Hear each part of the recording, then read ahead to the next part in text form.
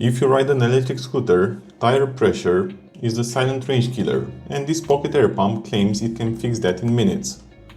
You know, most tiny pumps often lie about PSI, they overheat or they stop early. And if you set the wrong pressure, you can actually make the ride worse. So I'm going to inflate my scooter tire from low pressure to my target PSI, then verify the number with a second gauge and show what changed on the road. You know, the result surprised me and I'll show proof later in the video. By the end of this video, you will know 3 things: how to use this pump without button confusion, whether the PSI on the screen is trustworthy, and 3, what the correct tire pressure should actually feel on a scooter with a simple repeatable ride check. I'm testing this on my scooter, a Segway Max G3, because this is what I actually ride. And I'm not trusting the pump blindly. I'm gonna use the second pump, the Xiaomi Air Pump 2, as the reference. Also, safety note, always check your tire sidewall and your scooter's manual for the pressure range. Overinflating can usually be dangerous. Comment your usual tire pressure, just the number of the tire size if you know it. This is the CYCLAMI AM6 PRO. The main promise is simple: small pocket size, digital pressure display and automatic stop when it reaches the target. In the box we get an inflation hose,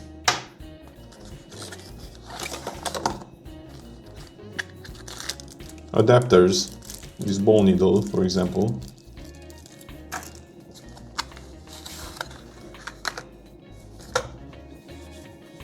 a bag, and the actual pump inside, which we'll look at in a minute. And a USB-C cable because it charges by USB-C. For scooters, the only accessory you will actually need is this hose.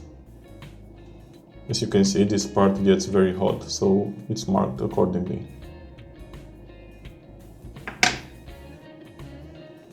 This is the pump.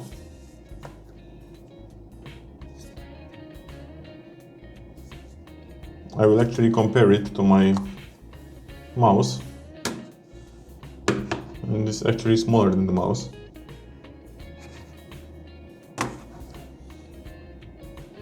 And compare it to the DJI, it's almost the same size.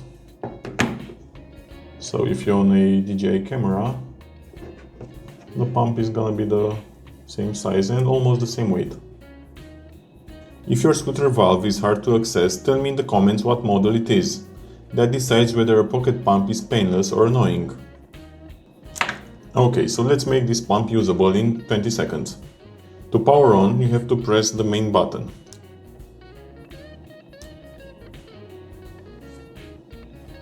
Then you choose the target pressure using plus and minus. As you can see, it actually goes to 130 psi, and it also remembers your tire pressure from the last usage. I've set it to 45 last time, so when it started, it's again 45. There's also a flashlight on the scooter if you hold both the plus and the minus buttons.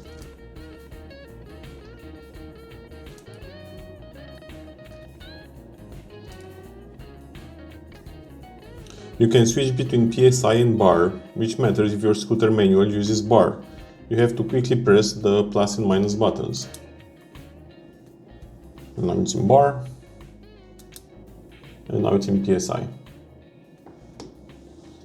And now the important part. You'll have to connect the hose to the pump. And you have to double click the power button to start. It's a bit noisy, but honestly it's not very noisy, so it's manageable. It also auto shuts down after about a minute or so of no use. So you can set it down and forget about it because it won't use any battery. I'll leave it here for the moment. And now the actual test. I'm starting from low pressure, then inflating to my target. I want to measure 3 things. 1. Time to reach the target, which in my case is 45 psi. Whether it stops automatically like the manual's claims. And the third thing, how close its final reading is to my second gauge, you know, the Xiaomi Air Pump. It's obviously slower than the Xiaomi pump, but it's a lot smaller, so I can live with that. Okay, so this pump stopped at 45 psi. I'm going to connect the Xiaomi pump and see what psi we get there. There's a small difference, but that's expected. Mostly because once you disconnect the hose, you will lose a little pressure, so 2-3 psi it's expected. Keep in mind, if the difference is within a 1 psi or 2, I consider that usable for scooters. I mean, the goal is consistency, not lab equipment. If it is several psi off, I don't know, like 10, then the pump can still be useful, but you would actually need to learn its bias, which is annoying. What I like and I don't like about this pump. It is genuinely pocket size, and the hose makes scooter valves easier to connect to. The Type-C charging, which is at the bottom, is obviously convenient. Double click to start reduces accidental activation in a bag, which I like a lot. Dislikes or things to watch out for. This is still a tiny pump, so it can get warm. If you inflate multiple tires back to back, you have to give it a short break. The second and, for the moment, most annoying thing is that these buttons are very close together. When you have to click both of them, it's a little annoying. Besides that, I actually think this is a great device, and look, it's very small.